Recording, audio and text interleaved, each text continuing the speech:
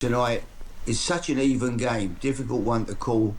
A lot of their players, didn't play or do still play in the Premier League, so we know all about them.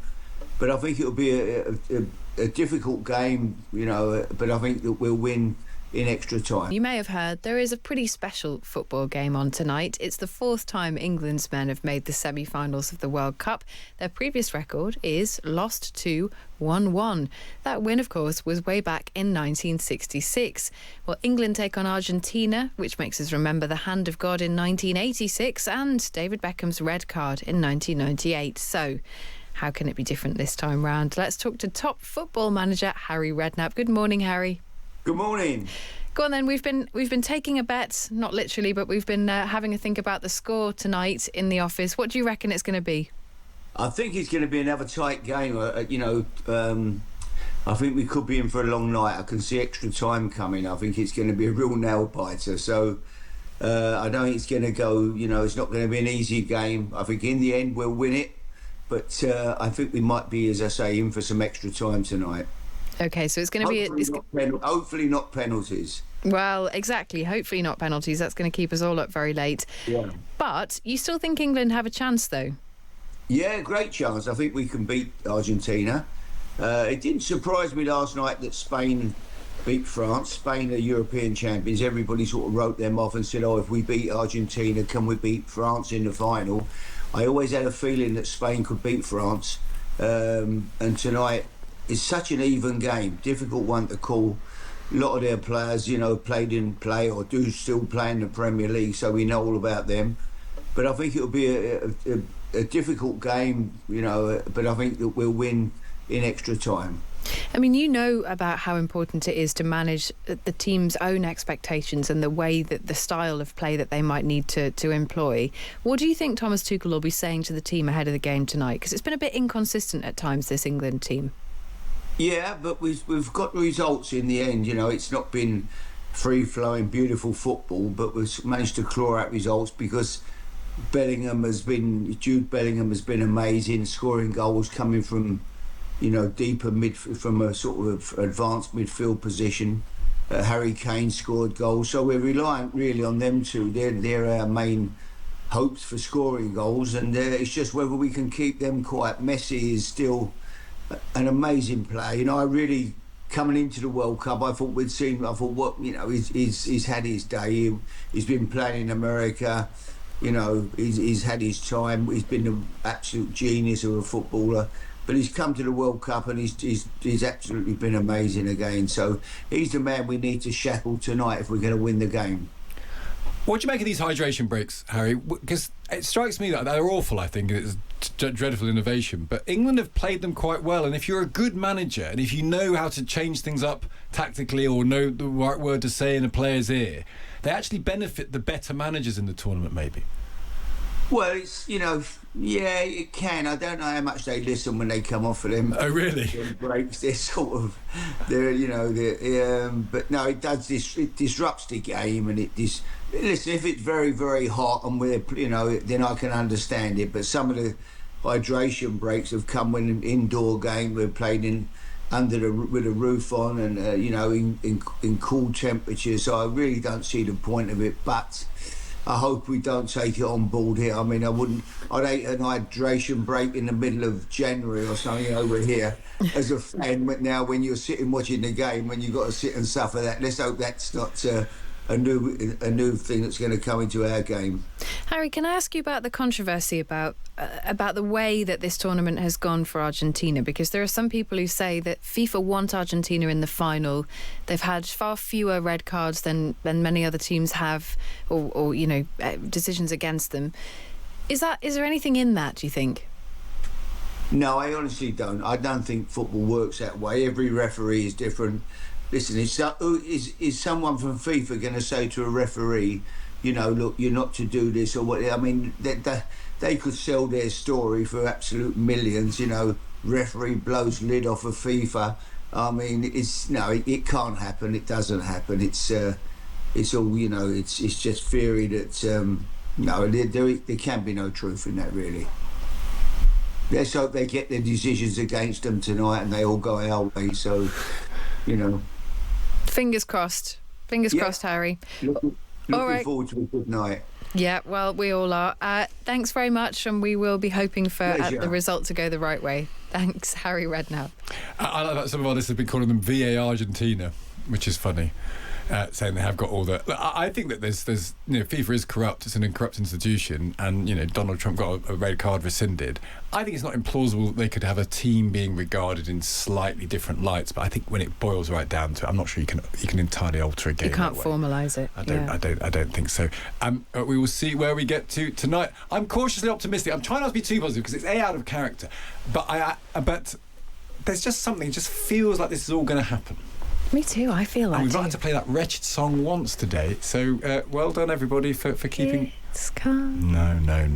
Home, Your thoughts on this? Oh, no, stop it! The Times says France were passed to death by Spain in the first World Cup semi-final. Spain won 2-0, and the winning goal sounded like this on TalkSport. Porro's held it up, midway inside the France half, early ball, gets it back, Pedro Porro!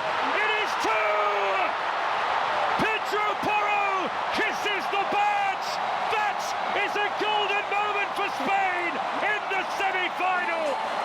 Pedro Porro with a brilliant 1-2 with Dani Olmo, and as he bore down on Well, you can hear the excitement there. So how's it gone down in Spain? David Sharrock, who is based in Madrid for The Times, sent us this voice message. Spain is living its sweetest hangover this morning after vanquishing France and advancing to the World Cup final for only the second time. And yes, vanquish is the word on everyone's lips, with a result and a performance last night so convincing that victory on Sunday is already assumed to be guaranteed. The celebrations here in Madrid and across the country continued well into the small hours, with Spaniards of all ages singing, dancing, shouting until they lost their voices.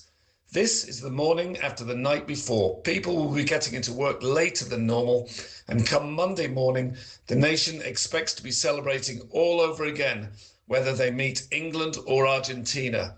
The cry is "Vamos, España!" That was David Sharrock there, who sounds a bit like he may also have been joining these shouting celebrations in Madrid last night. So, who will play Spain in the final? And dare we dream it might be us? James Restall is head of sport for The Times and the Sunday Times. Good morning. Good morning, how are you? Good, thank you. You sound nervous.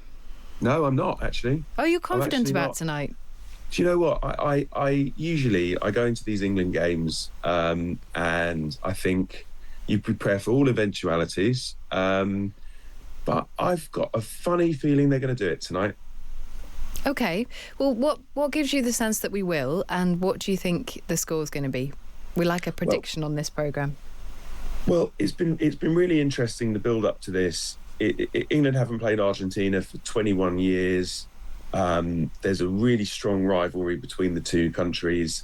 And as Johnny Northcroft's written in the Times today, on the website now, Thomas Tuchel has been at pains to kind of try and take all the heat out of it. It's all of the kind of tough talking about the rivalry has been coming from Argentina. Alexis McAllister, their midfielder who plays for Liverpool, was talking yesterday about the fact that the Argentina players have been watching clips of Maradona in '86. And Thomas Tuchel has just said they'll bring the history and the emotion. England need to just show grit and mentality. And I think England have got a very, very good chance if they can kind of ignore all the noise and play their game. I think England have got a great chance of winning the game. Are we over-reliant on Bellingham and Kane? Because there are some who say, I mean, we've been talking to Max Scott from TalkSport about England's style of play, and he's saying we're a team of moments. Is that going to be enough, do you think, to beat the Argentinian side? I think you could probably sort of level the same limitations at Argentina in the sense that they're a team that have scored a lot of goals from set pieces and set up to feed their best player, Lionel Messi. And I think that's what's been really interesting about the way that the semi-finals have fallen, is that you've had France and Spain, who on paper have been the two best teams of this World Cup.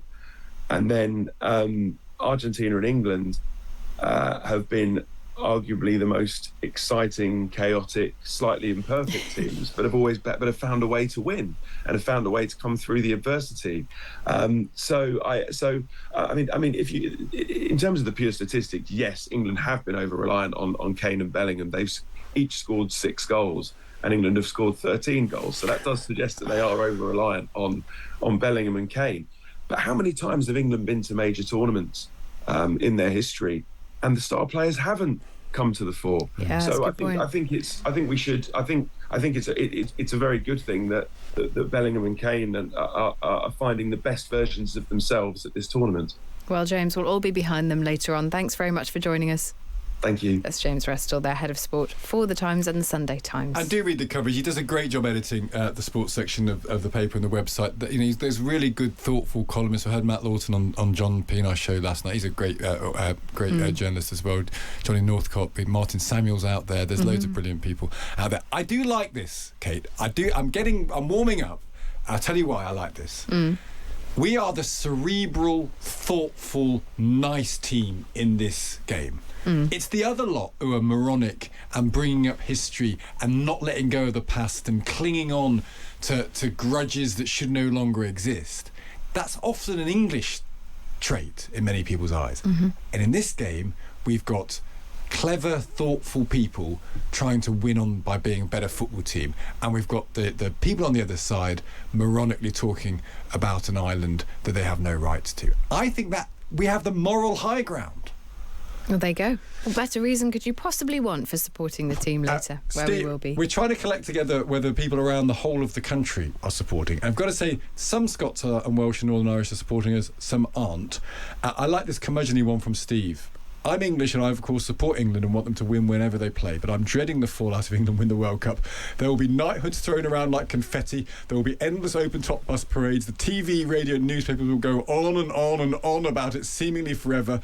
There will be no end to the fating of the players and nationalistic hubris that understandably will fuel other countries' hate of our national sporting teams. In my ideal world, England will win the World Cup. There'll be a day of celebration, then we can move on. There you go. Look, that's perfect. We'll all take that. That sounds good. We've got to get through tonight first, so fingers crossed, everybody.